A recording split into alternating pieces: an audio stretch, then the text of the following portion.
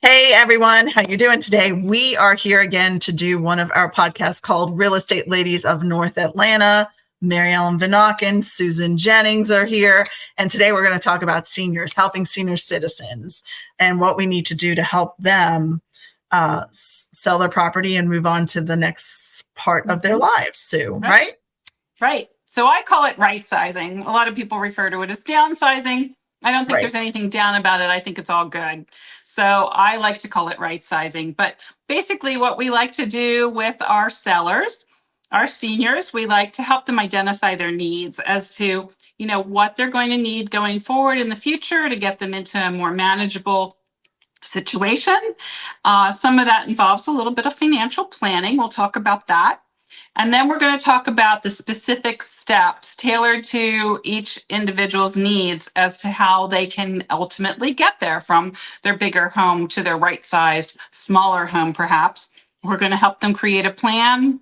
We're going to help them think about how they need to sort and organize their belongings, digitize memories, getting them some professional help to do all of this, selling unwanted items, donating to charities, recycling and disposing of things responsibly, optimizing the new space where they're moving to, utilizing storage solutions, emotional support, and additional tips. And then we're going to get into the last part of this, which is selling the family home that they've been in so long. So pre-sale preparation, marketing the property, how to handle showings, pricing strategy, negotiating and closing, the home search process, evaluating potential homes, making an offer and closing on the new home, and then finally moving support, moving assistance, and community integration into that new community.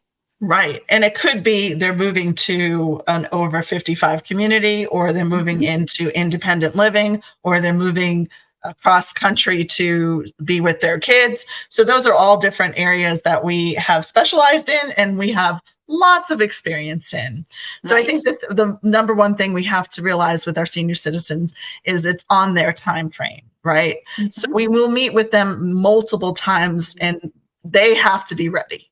Right. So sometimes we get a phone call and then we don't hear from them for 6 months. And then we get a phone call, hey, I'm ready now. And especially if they lose a spouse, I think that that's really important too, mm-hmm. that they have to come to the conclusion that it's ready for them to move to the next stage of their lives and sell that family house or sell the area that the property that they've been with their spouse. So, mm-hmm.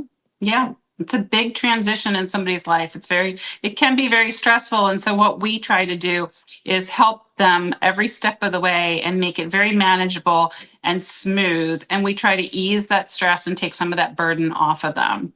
Yes. The thing that we want to look at is making sure as you look forward, what type of living situation they need, whether they're, together as a couple or alone as an individual, what type of physical needs do they have in terms of, do they need wider doorways? Do they need something that has, stepless entry at the front door? Do they need handicap accessible bathrooms? How will they move about a kitchen? Things like that. We look at all of that when we're helping them decide where they need to move to. We also help them think about what their belongings are and the size and layout of a, future property. I worked with a gentleman last year. He had lost his wife of 50 plus years and was moving from the family home that was beautiful. It was on a lake. It had a gorgeous view out the back. But, he knew that he needed to be closer to family. So he had family in Cobb County. We found him a property not too many miles away from his son in Cobb County. And we talked about what he ultimately needed. Of course, a master bedroom, living room area. He wanted an office still, so that's fine. A secondary bedroom became an office. He still wanted a guest room for out-of-town guests. And so, we thought, okay, well, we need a 2-bedroom plus a den, or we need a small 3-bedroom. He also had some outdoor furniture that he wanted to keep. So we found him a home that had a sun porch as well. So we took all those things into consideration. We worked very, very closely with the agent that was selling his family home at the other end of the transaction. We coordinated a lot of the financial aspects of it in terms of wire transfers and closing time and the closing attorney that we were using, just to help him make a very, very smooth transition. Yeah. And I think another thing that's really, really, really important that people don't realize, there are some times with senior citizens, other decision makers, children or aunts or uncles or somebody else is looking after their best interests. So when you speak with them, you got to make sure that you're speaking with them and all the decision makers. Because Right. we had some clients who their daughter was she was involved, but not very involved. She just wanted to know what was going on.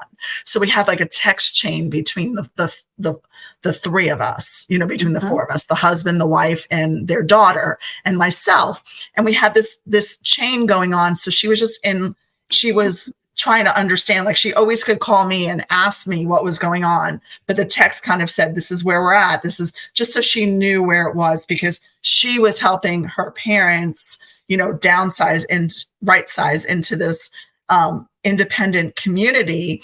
And she was helping them do the process of getting rid of the furniture and stuff, which we didn't have to get involved in, but it was just good how we all just communicate and everybody's on the same page and knows what's going on. So I think that's another big, big factor that people don't realize, that sometimes there's some other decision makers in the transaction. Right. Some of these transactions include trusts. And so we need to sometimes help coordinate, and facilitate the financial planning with the CPA, with the trust attorney.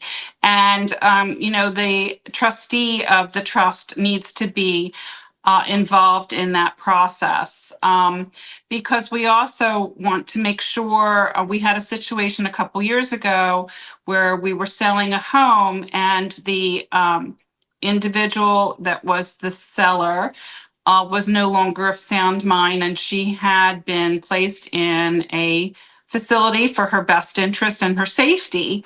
And yet the process had to go through the court in Forsyth County, and the judge just wanted to make sure that everything was being done in her best interest and nobody was taking advantage of her. So there are a lot of different factors that we have to consider sometimes, and we take everybody's situation individually.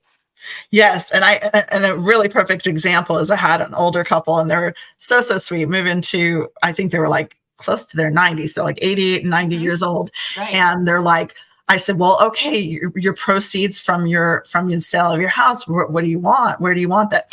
Oh, well, can you call my guy at Schwab, and can you, I'm like, sure. So I called him, got permission, called him and said, hey, we need the wiring instructions for the attorney to wire the money to your account. And then I double checked. These are the the information. I double checked with them. Then when they received their money, I said, okay, did you receive your money after the closing? Of course, they were all very happy. So sometimes they're like, I don't know, they give me papers, and I'm like, okay, let me call your financial person and talk to them and say, hey, I need these instructions for the attorney. Get it over to the attorney and just make sure that it gets smooth, because what's the most important thing? They do want their money. Senior citizens love that they've been working so hard for so many years that they love to see that their money's in their account. So, right. So just things like that people don't realize, that, we're not only realtors, we just help facilitate and make it the least amount of stress. Right, because we do this a couple times a month, every single month of the year for years and years. And most of our seniors do this just a couple times in a lifetime. So we do keep that in mind, and we do try to just put them at ease with absolutely every step of the way. I had two particular properties I can tell you stories about. One was the contents were the house was totally intact. They did not need any of the contents for where they were moving to. So we were actually able to contact an auctioneer and have an on-site auction at the property. Another property where we had to contact an auctioneer and have them come in, we chose to have things packed and taken off-site, and then they were auctioned off that week. And the sellers had a check within about a week to 10 days for the contents of the home. Yeah. There's another situation where we had to bring in, a company that for donations to take away things that the auction company didn't want and, to handle it that way. We've also had situations where we've had to bring in, somebody who did an estate sale where they would tag everything and then over, a weekend or 2 or 3 days, have everything sold. And then the remaining items that were in the home were donated. Yeah. So everybody's situation is different and we just have to take things one step at a time. Right. So basically you got the identifying what you wanted, what needs to get done, the financial part, and then making sure the decision makers are all there, and then creating a plan. So then we start with like creating a plan. So this is, and it, we talk to them and we, we're like, this is, you tell us how much time do we need for this. So we will sit and put a plan together. Now the plan will also tweak, right? Sometimes it tweaks, sometimes they need more time. Sometimes they want shorter times. So we sit there, we put a plan together. And then we start with the plan. The plan is the most important thing. So that's our like roadmap of, and this is the day we're going to do photos. And this is the day, these are the days that we're going to have the estate sale. Then we're going to, because we strongly suggest to get most of the stuff out there before, depending on the property, before we list. Because it just makes it easier. And we've done it both ways where we've listed a property because they like, the photos and stuff with the furniture in there. And then they do the estate sale once we're almost at the closing table. So, so we look at everybody's goals and we create a timeline to get everything done. Yeah. So then we're going to sit with them and help them organize. It's like, organize, like, this is like, what do you need to get done? We're going to give you the referrals of the estate person. We're going to help you and facilitate that and make it the least amount of stress. Yeah. And we always encourage people to go ahead and pack up the items that they have sentimental value for, or that they absolutely want to move to their next location and get those things taken care of. And then even the estate sale people will help someone pack those sentimental items and those needed items for the next move at the same time that they're tagging things for an estate sale. Yeah. And there's also like senior organizers that you can hire that can help you. Like if you're so overwhelmed with all the stuff, they can go through a room with you and say, okay, is this going to Goodwill, the estate sale, to your new place? So, so helping facilitate that is also good. So, I kind of go also by the Post-it note approach. That's where if you have different family members that will be moving things or taking things to their individual home, everybody gets assigned a Post-it note color, and they are able to take their color a Post-it note and walk through the home and tag items like a lamp or a piano or a piece of furniture. And if it's, maybe the daughter is taking that piece, that gets a pink Post-it note. But if the son is taking it, maybe it gets a blue Post-it note. Maybe the yellow Post-it notes are things that are getting moved to their new location, and the green Post-it notes are things that they want to have sold or donated. So that's one easy way that people can visually see how much they have already decided upon, and then take their Post-it notes and figure out what else they need to tag. Who would have thought post notes would be so productive in moving with seniors? But it is, right? It is. Because they're amazing. You don't want and people it's a visual arguing, that right? everybody understands. Yeah.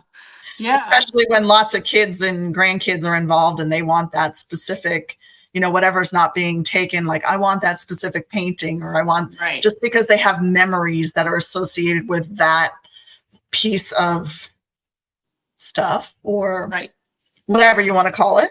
Right. So this is where, if everybody has a lot of photos of their family, and there are families with boxes and boxes and boxes of photos, including mine. But digitizing those photos can Yes. really help streamline the process, and then you can easily share those photos with all of the family members and not decide whether this person's going to get these photos or that person's going to get these photos. But digitizing photos is a great way of keeping your memories alive. Yes, and nowadays it's so easy. It really is. And I will say that my mom and dad, when they were moving from their one house to their independent living, my mom went through all the photos, and she actually made photo books for each one of the kids. So she took all the photos that she had for so many years, and she made 3 different books.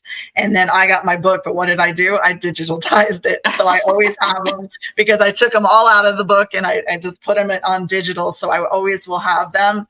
And then in my house, I have digital photo everywhere in every room. So I'm always seeing photos going through, which just brings back memories. So that's another way to use your photos for your families, and just, things, your parents, when they got married, their photos, their wedding photos, mine sit in my bedroom, because it's just a great memory that I have there. So Mary Ellen, when you were working with your parents, how did you get rid of unwanted items? Did you sell them on Craigslist or Facebook No, Marketplace, we or were what did you big. do?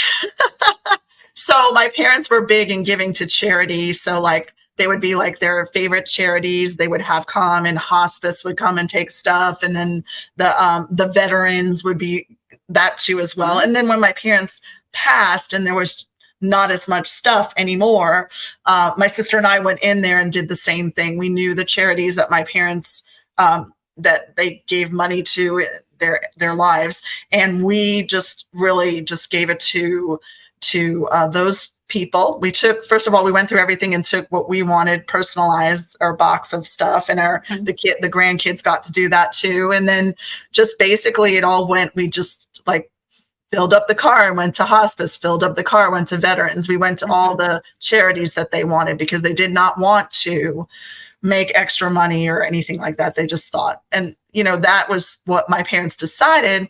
But other people will put stuff on Facebook Marketplace, or they'll do an estate sale, or they'll do something to that effect to get rid of their stuff. So just depending on your person, like what is important to you. Right. I have 2 stories of situations where we actually contacted local schools, and we asked if there was a needy family in the school or schools that we talked to, Yes. as to whether there was anybody that was in need of furniture, things like that. We actually had a response from a teacher at Norcross High School that said that she knew of several families that needed things, and we actually rented a U-Haul, filled the U-Haul with furniture, and she drove it back to the Norcross area and then distributed the furniture to needy families in that school. There was also another local elementary school that we contacted, where it was actually someone who worked in the support staff area of that school that had some financial issues and so forth within their family. And we were able to provide them with 2 large van loads of furniture as well.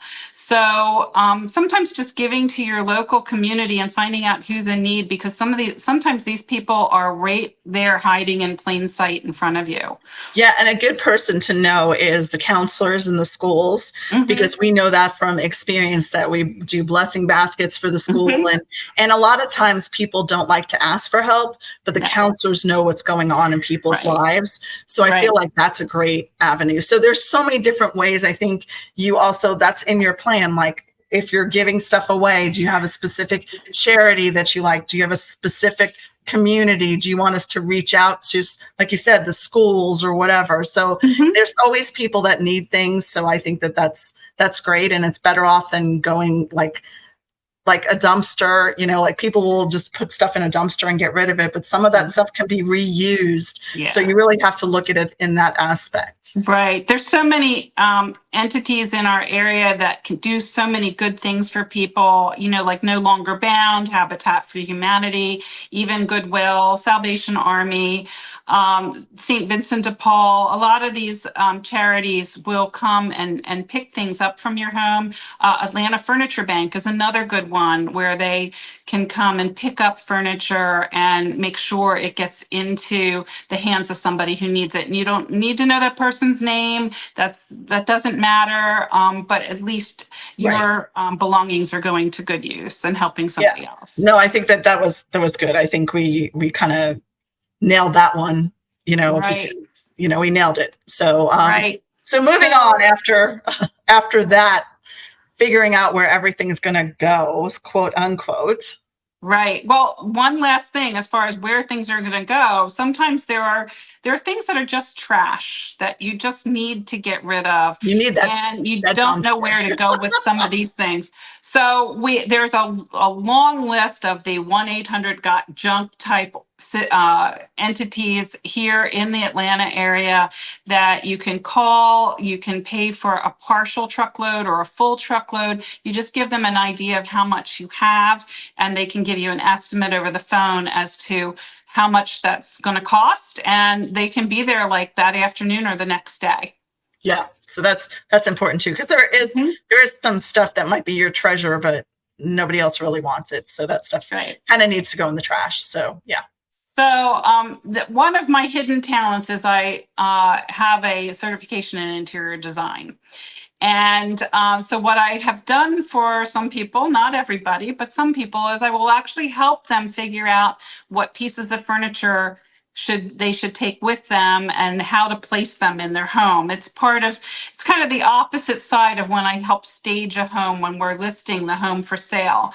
But I've actually helped people figure out, whether that piece of furniture will actually fit in their new space, and, make sure that they can safely move through the room, that's if that piece of furniture is a priority, that it ends up with them. And, furniture, they just need to take less with them. They've got a smaller space they're going to. Less is more in a lot of places. And, you want a space to be optimized and to be easy to navigate. Absolutely. Absolutely.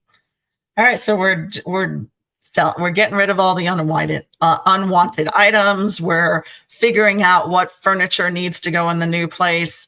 This is it's a lot of work, and it can be overwhelming for a senior citizen. It really is. And not everything has to be done by the day you close. So an option there is for you to rent a small storage space and put a few pieces into that storage space until your out-of-town family can come to pick it up, or until you have a little bit more time to go through a few things. There are a lot of storage facilities in the area that you could move some things to, not with the intent of holding on to it forever, but it'll just give you a little bit more time to go through things. That's a great tip there, Sue, because like you said, you might be so overwhelmed with selling your property and and moving to a new place that you don't want to overthink it, but you don't want to just start getting rid of things and then regretting what you gave away, because you're like, well, that was my grandmother's chest that I should have given to my granddaughter, but I didn't think she wanted it. But then she comes back and says, Grandma, I want that. So you don't want to have those kinds of regrets, right? Right. Plus, there are holiday decorations that you've had in the family for years, and you might need a little bit of extra space just to store your Christmas things, for instance, or other holiday decorations that, are going to come out once a year and go back into that storage unit again. That's okay. Yeah, I think you nailed it with the holiday decorations, because there's so many that you've gotten, and they have so much meaning to them. So people are emotionally attached to those items. And I think it might be better when you move somewhere than to go through and then divvy it up between who you feel would want those special memories of those holiday decorations. So when we're working with a family that's right sizing, we like to get the family involved in terms of just emotional support as well. Right. I have a story of from 13 years ago, one of the very first listings I ever had. It was a woman who had been moved into a senior facility, and I got to know all of her family members, and we all worked together towards one goal. And ultimately, the granddaughter then wanted to buy a house. So I helped the granddaughter buy a house. And then the one daughter needed to move into a smaller home. So I helped sell a home for her to buy a home. So Yeah. our clients really become family to us. And we become, very close to the families, and we keep in touch with those families as well. Yeah. No, I think that's important. It's building, Mhm. this whole business is about building relationships with Mhm. people. And Exactly. we're here in every aspect of your life, whether it's a good time or a bad time or indifferent. And if we don't hear from you, we still know that you love us and we love you. It's just kind of like family, right? It's like you could not talk to someone for what, a while, right? And then all of a sudden Right. get on the phone and act like you talked to them 5 minutes ago, right? So Exactly. that's the type of relationships we like, is that no matter what time has gone through, and sometimes people need time. They need time to think. Like, perfect example, we just got a phone call today, right? From one of Right. our seniors. She lost her Mhm. husband about a year ago, right? And Right. she's just figuring out, but guess what? She wants to be by her niece who lives in Iowa, right? Right. And there's happened to be a house that just went on the market on her street. So she's like, now she's motivated because she's Right. like, you know what? It is time for me to move. This Right. is like someone has told me in my head, it's time for me to move.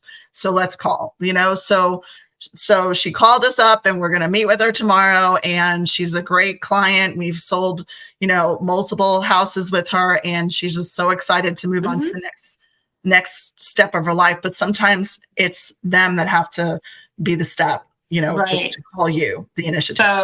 So tomorrow when we meet with her, we're going to remind her to label things, like use the Post-it note approach.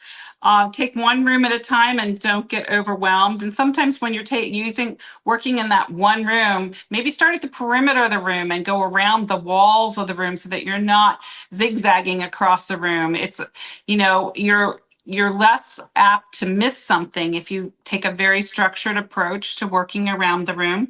But don't forget to take breaks and hydrate and eat snacks. And of course, celebrate your progress and keep a good sense of humor about everything. Yeah, Because if we keep laughing in life, we get much farther than if we worry about everything. yes, exactly. Laughing and smiling is just a great thing. And you know what? If you want to put on music and dance and do whatever motivates you to get that stuff done, because Right. sometimes there's so many emotions going in your brain about stuff that, whatever kind of motivates you to start that packing up and doing that stuff, Right. and labeling Right. is important too. Definitely labeling. Right. Right. So, our goal is to move forward and get the family home sold. And, there's a lot of that pre-sale preparation we have to go through. If they're going to move out totally, that's one thing. But if they're going to be staying in the home during the sales process, of course, we want them to declutter the home and stage the home, which we can assist them with the staging process. Of staging a home and decluttering it makes it much more appealing to buyers. And we can even hire professionals to assist with that whole process.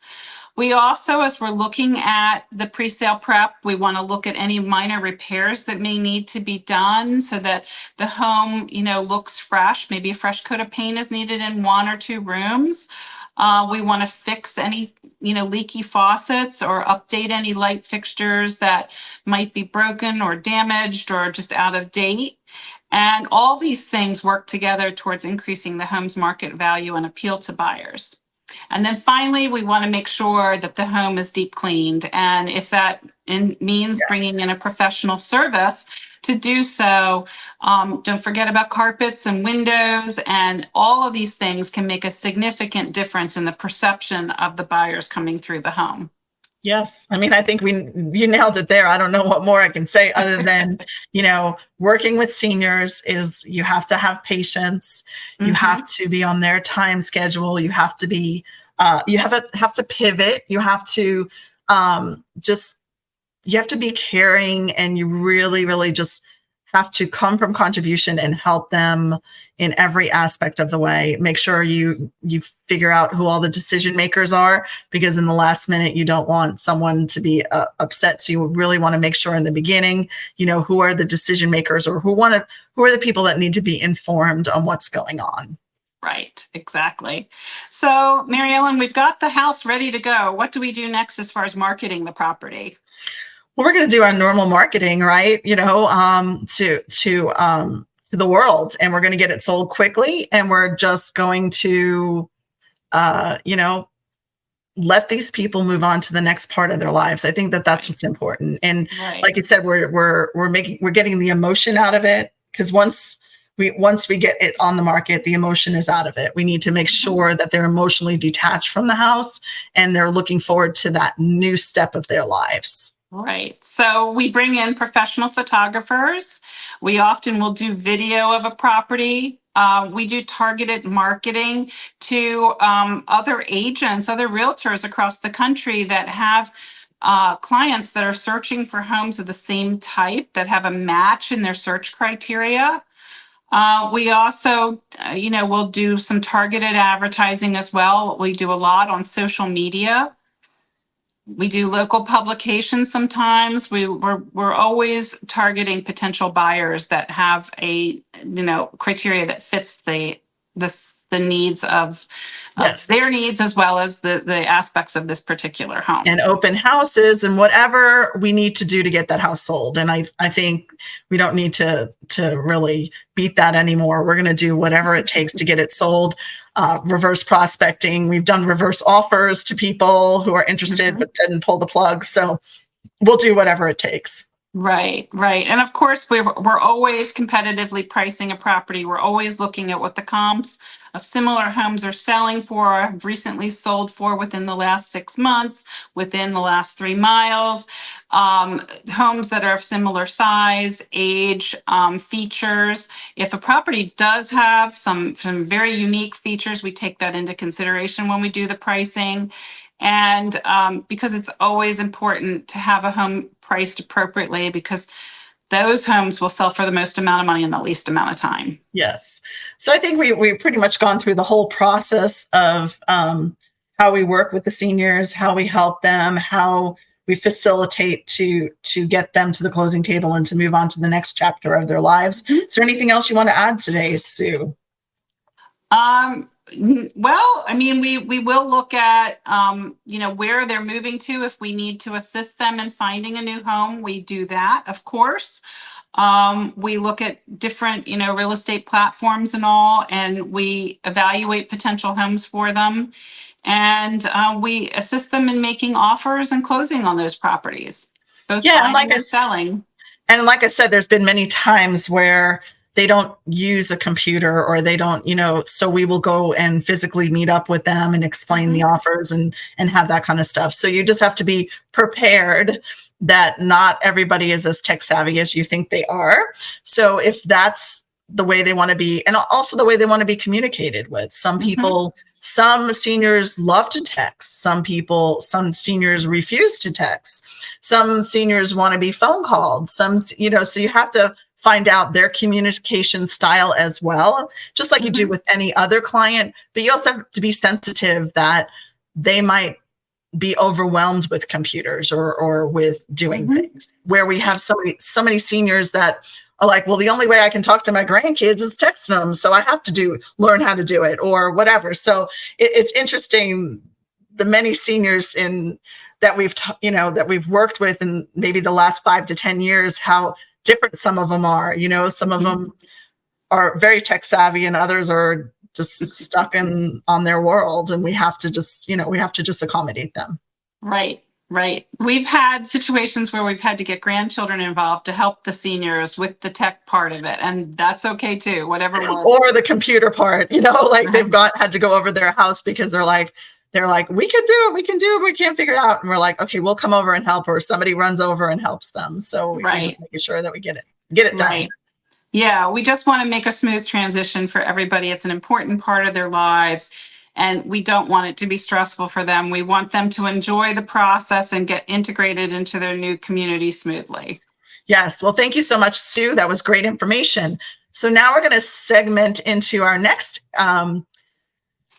area, which is neighborhoods. And we're going to talk about some senior neighborhoods because I feel like that's a great topic. So we're going to talk about the orchards. So Sue, you get into the orchards and I'll add in when I can. So go ahead. Right. So the terminology we like to use is that these are active adult communities.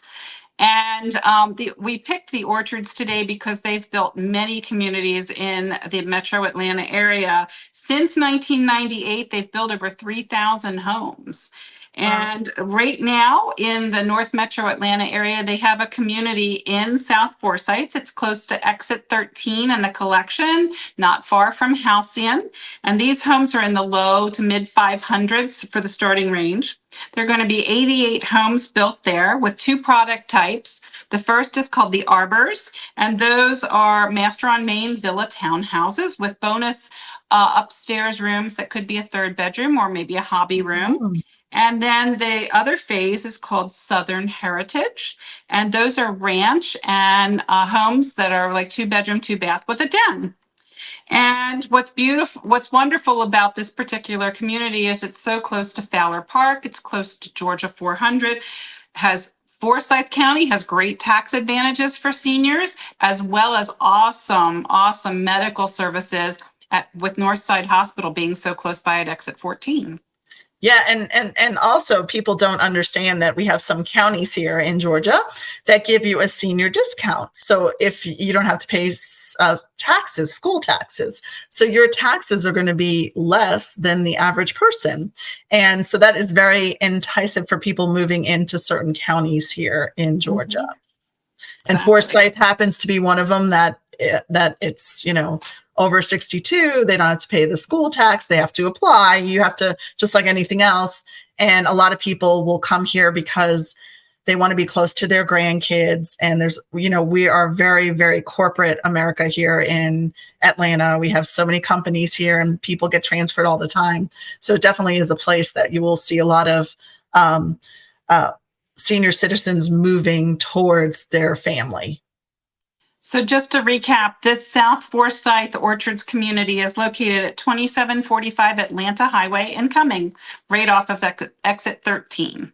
Perfect. And you'll see orchards all around the North Atlanta area. And it's just great, cute little communities. And there's great, you meet a lot of friends there. They have activities. It's a lot of fun. So, so that was our neighborhood highlights. And now we're going to go into our segment, which is called What I Love About North Atlanta.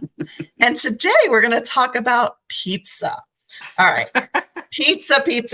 Well, we all know that I'm from New York and I struggle with pizza because I used to have the best pizza, but there are some really, really good pizzas here, pizza places in the North Atlanta area, and not only pizza, but other things. So I'm going to talk about Crust, and Crust is in downtown Alpharetta. And it's been there for a very long time. And not only do they have pizza, they have calamari, they have garlic nuts, which are fantastic. They have soup and salad. They have specialty pastas. They have crust sandwiches, which is they call them crust sandwiches, which is kind of cute. They have great desserts. So they have the typical Italian desserts. They have like tiramisu, creme brulee, gelato. So you and ricotta cheesecake, which is, you feel like you're in New York. So anyway, the atmosphere is great. People are always going there. They have an outdoor space. It's walkable to downtown Alpharetta. So you can go shopping afterwards. You can walk around and you can run off. You can walk off all your pizza and everything that you have. It has a cute little bar area as well. And it's just a great place to bring your family, your friends or neighbors or whoever else you want to meet to. I have a recommendation for Crust. I love their salads, like their caprese is amazing. Yes. Their Caesar is amazing. And my favorite dish there is their gluten-free rigatoni alla vodka with grilled chicken. Oh, I love rigatoni vodka. Oh, one of my favorites. So if you want to go somewhere, this is one of our local places that we love. It's Crust. It's in downtown Alpharetta. And now Sue's going to tell us about one of your favorite pizza places here in Atlanta? I am in love with Antico. Antico was started by Giovanni di Palma, and I apologize if I butchered his name, but it originally started in the Little Italian neighborhood in Atlanta. And he is known for having the highest score for his pizza on Zagat's. And in 2023, he was a Michelin Award winner for his pizza. And I mean, in addition to pizza, he also has calzones and sides and desserts and so forth. But his San Gennaro pizza is amazing. That's my favorite. He also has a Diavola, a margarita, lasagna, pomodorini, Napolitano, and Blanca, as well as a few others that I didn't even mention. But just a great experience. You go in and you order at the counter, and then you go sit down, and there are just these large tables that you share with other people, and you get to know people, you get to talk to people, and there are paper towels on the table, and they just bring the pizza out on a tray, and you just grab paper towels and put your pizza on your paper towel, and you just enjoy. And they always have some olive oil and some garlic and things like that that you can add to customize your pizza the way you like it. It's fun just to dip the crust right in the olive oil and eat it that way. Yummy. But just such a fun environment. The first one I went to was down by Georgia Tech when my daughters went to school there. But now I go to the one in Avalon, right by the Regal Theater there, and we'll go have pizza, and then we'll go have a movie afterwards. And it's just amazing. Yeah. So tell us a little bit about Avalon, like what's Avalon? Because people might not know. Well, Avalon is a live, work, play environment that was built, about 10 years ago now, Mary Ellen? Yeah. And at the time it was built, it was a $600 million complex. There are about 400 apartments there for people to live in above the stores. There are about 25 restaurants there. There's, I don't even know how many high-end specialty stores there are there. But there's also a hotel called the Hotel Avalon. And there is also a conference center there as well. And there's office space there. There, townhomes for purchase as well as apartments for rent. Yes. Yeah. And it's located at exit 10 of Georgia 400.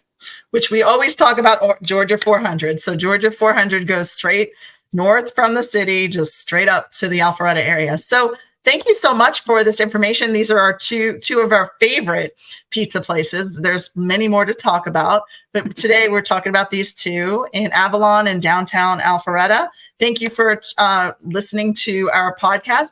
If you want some more information about what's going on in the community in Alpharetta or Milton, we have a weekly newsletter that goes out that gives you information on what all the events, because there are always events going on every weekend in Avalon, every weekend in downtown Alpharetta, and you want to be up in the know of what's going on. So anyway, Sue, thank you for another great podcast.